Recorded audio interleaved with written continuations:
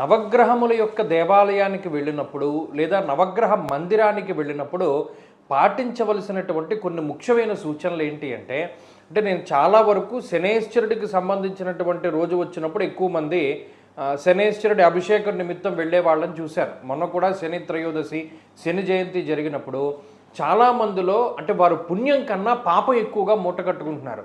చాలామంది ప్యాంటు వేసుకుంటారు, చొక్కా వేసుకుంటారు, హడావిడిగా ఏదో మరి పాపం ఆఫీసులకు వెళ్ళే హడావిడో ఏదో మొత్తం మీద కాళ్ళు గడిగేసుకుంటారు, దేవాలయానికి వస్తారు, శనేశ్వరుడి మీద నువ్వుల నూనె పోసేస్తారు, నువ్వులు పోసేస్తారు, ఉప్పు వేసేస్తారు, ఒక వస్త్రం కప్పేస్తారు, నమస్కారం చేసుకుంటాడు, వెళ్ళిపోతాడు.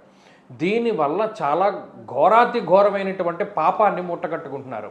ఎప్పుడూ ఒకటి దృష్టిలో పెట్టుకోండి, ఇప్పుడు మీరే ఉన్నారు, హడావిడిగా మీ దగ్గరికి వచ్చేసి మిమ్మల్ని కౌగిలించేసుకుని మీకు ఏది పడితే అది పెట్టేసి నోట్లో మీ మీద ఏది పడితే అది పోసేసి వెళ్ళిపోతే మీరు ఎంత అసహించుకుంటారు మనిషిని.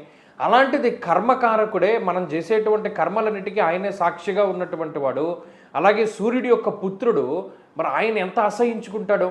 ఎప్పుడైనా ఒక విషయం గుర్తుపెట్టుకోండి, మీరు నిజంగా శనేశ్వరుని యొక్క అభిషేకం చేయదలుచుకున్నా లేదా ఏ దేవతా విగ్రహానికి మీరు అభిషేకం చేయదలుచుకున్నా మగవారైతే ఈ లోపల కౌపీనము కడ్రాయిరు వేసుకోకూడదు.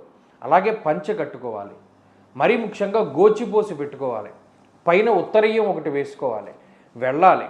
మీకు సద్యోజాత విధానంలో అభిషేకం తెలిసింది చేసుకోవచ్చు. మీకు తెలియలేదనుకోండి, చక్కగా అక్కడ బ్రాహ్మణుడు ఉంటారు లేదా ఎవరో ఒకళ్ళు దేవాలయంలో ఉన్న వాళ్ళు ఉంటారు. ఏమంటే నా గోత్రనామాలతోటి చక్కగా మీరు అభిషేకం చేయండి, మీరు ఎప్పుడు చెప్తే అప్పుడు నా చేతులతోటి నేను కూడా కొంత అభిషేకం చేసుకుంటానని చెప్పి అడగండి. వారు సద్యోజాతి విధానంలో అభిషేకం చేస్తారు. అభిషేకం చేసిన తర్వాత శుభ్రంగా విగ్రహాన్ని ఎక్కడా కూడా నువ్వు గింజ కూడా ఉండకుండా శుభ్రంగా కడిగేసి గుడ్డపెట్టి తుడిచేసి అప్పుడు అర్చన చేయాలి. అర్చన చేసిన తర్వాత షోడశోపచార పూజ చేసిన తర్వాత నీరాజన మంత్ర పుష్పాలు ఇవ్వాలి. ఇది దాన్ని ఏమంటారంటే ఒక ప్రోటోకాల్ పద్ధతి.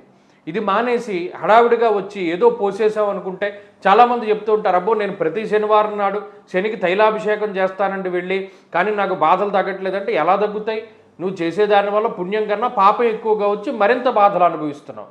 కాబట్టి ఈ విషయాన్ని దృష్టిలో పెట్టుకోండి. ఏదైనా ఒక ప్రోటోకాల్, ఒక మంత్రిని కలవాలన్నా ముఖ్యమంత్రిని కలవాలన్నా వాళ్ళ దగ్గరికి వెళ్ళాలన్నా ప్రోటోకాల్ ఎలా ఉంటుందో మనల్ని శాసించేటువంటి గ్రహాల దగ్గరికి వెళ్ళినప్పుడు కూడా ప్రోటోకాల్ ఉంటుంది. దాన్ని పాటిస్తే మనకి మంచి జరుగుతుంది.